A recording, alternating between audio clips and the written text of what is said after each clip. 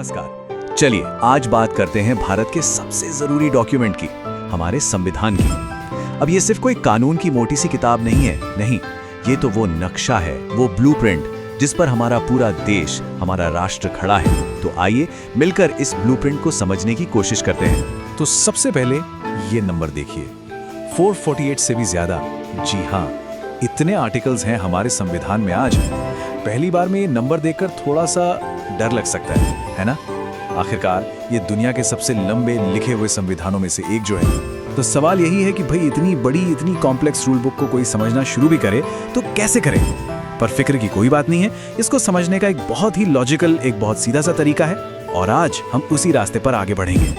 अच्छा, तो सबसे पहले ये समझना जरूरी है कि आखिर ये संविधान है क्या भला? सीधी सी बात है, ये देश का सुप्रीम लॉ है, मतलब इससे ऊपर कुछ नहीं। इसको ऐसे सोचिए जैसे किसी बिल्डिंग का आर्किटेक्चरल प्लान होता है ना, बिल्कुल वैसे ही। ये प्लान हमें बताता है कि सरकार कैसे चलेगी, हम नागरिकों के क्या अधिकार होंगे और हमारा देश आगे किस रास्ते पर जाएगा।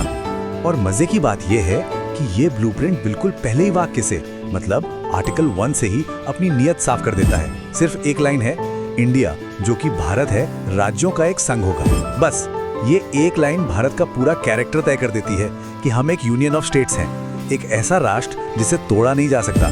तो अब इतने बड़े डॉक्यूमेंट में रास्ता कैसे ढूंढें? देखिए, इसे बहुत ही समझदारी से एक अच्छे फ्लोर प्लान की तरह अलग अलग पार्ट्स यानी भागों में बांटा गया है। तो चलिए इसके कुछ सबसे जरूरी हिस्सों पर एक नजर डालते हैं। संविधान का हर पार्ट, हर भाग एक खास काम के लिए है। जैसे कि पार्ट 3 ये हमें हमारे फंडामेंटल राइट्स देता है। फिर है पार्ट 5 जो बताता है कि सेंटर में सरकार, मतलब द यूनियन कैसे काम करेगी। और पार्ट 15 वो चुनावों के बारे में है। ये जो डिवीजन है ना, ये इसे समझना बहुत आसान बना देता है। और हाँ, जो लोग कॉम्पिटिटिव एग्जाम्स जैसे यूपीएससी, पीसीएस की तैयारी कर रहे हैं, उनके लिए तो ये स्ट्रक्चर समझना एब्सोल्युटली क्रूशियल है। ओके, तो अब जरा उन आर्टिकल्स पर आते हैं जो इस पूरे ढांचे के, कह सकते हैं कि मेन पिलर्स हैं, मुख्य स्तंभ। ये वो आर्टिकल्स हैं जिनके बिना इंडियन डेमोक्रेसी की हम कल्पना भी नहीं कर सकते, और इन्हें समझना हर जागरूक नागरिक के लिए, और हाँ फिर से कहूंगा, कॉम्पिटिटिव एग्जाम्स की तैयारी करने वालों के लिए तो बहुत ही ज्यादा जरूरी है। शुरुआत करते हैं आर्टिकल 14 से। ये हमारे लोकतंत्र की बिल्कुल बुनियाद है। सीधा सा मतलब है इसका, कानून के सामने सब बराबर, कोई फर्क नहीं पड़ता कि कौन किस पद पर है या कहां से आता है, ऑल आर इक्वल। और इसी बराबरी के प्रिंसिपल को और मजबूत करता है आर्टिकल 17। ये सोशल जस्टिस की तरफ एक हिस्टोरिक स्टेप था। इसने अनटचेबिलिटी यानी छुआछूत को सिर्फ खत्म ही नहीं किया, बल्कि उसे एक दंडनीय अपराध भी बना दिया। सोचिए, जब समाज में बराबरी होगी तभी तो असली आजादी का मतलब समझ आएगा, है ना?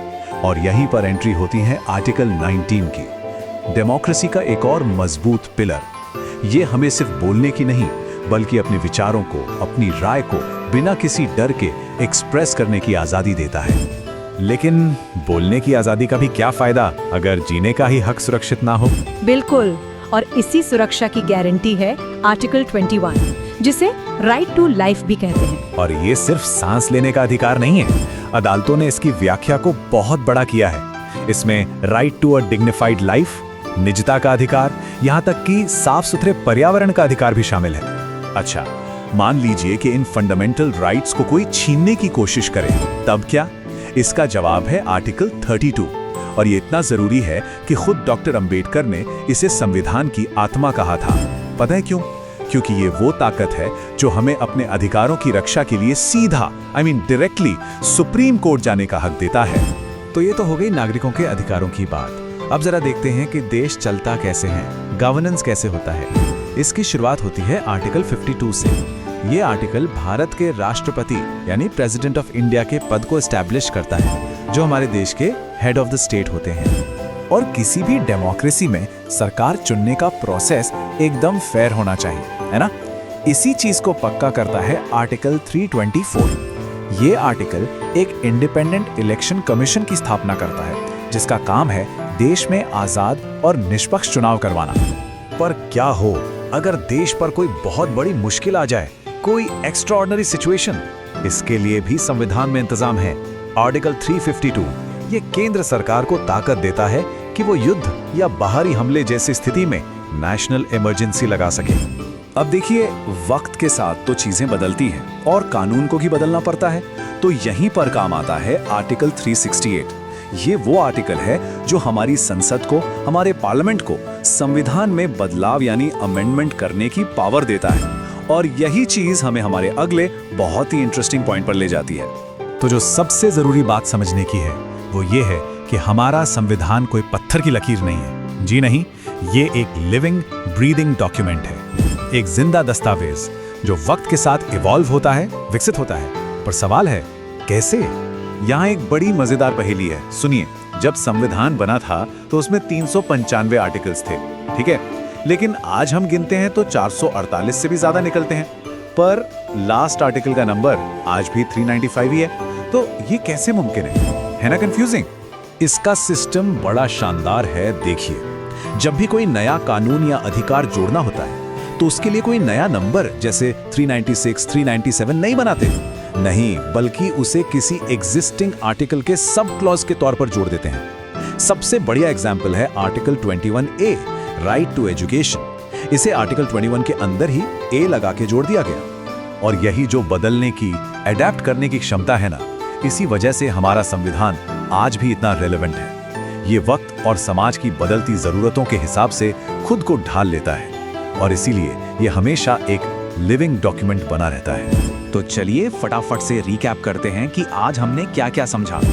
पहली बात, हमारा संविधान एक बहुत बड़ा लेकिन वेल स्ट्रक्चर्ड ब्लूप्रिंट है। दूसरी, ये अलग अलग पार्ट्स में बटा हुआ है और इसमें कुछ कोर आर्टिकल्स हैं जो हमारे अधिकार और हमारी सरकार के उसूल तय करते हैं। और सबसे जरूरी बात, ये एक लिविंग डॉक्यूमेंट है जो अमेंडमेंट्स के जरिए खुद को बदलता रहता है। तो जाते जाते एक सवाल छोड़कर जाता हूँ जिस पर सोचिएगा जरूर। जैसे जैसे भारत आगे बढ़ रहा है, हमारे संविधान का कौन सा प्रिंसिपल, कौन सा सिद्धांत, चाहे वो इक्वालिटी हो, लिबर्टी हो या जस्टिस, हमारे आने वाले कल को, हमारे भविष्य को शेप देने में सबसे बड़ा रोल निभाएगा?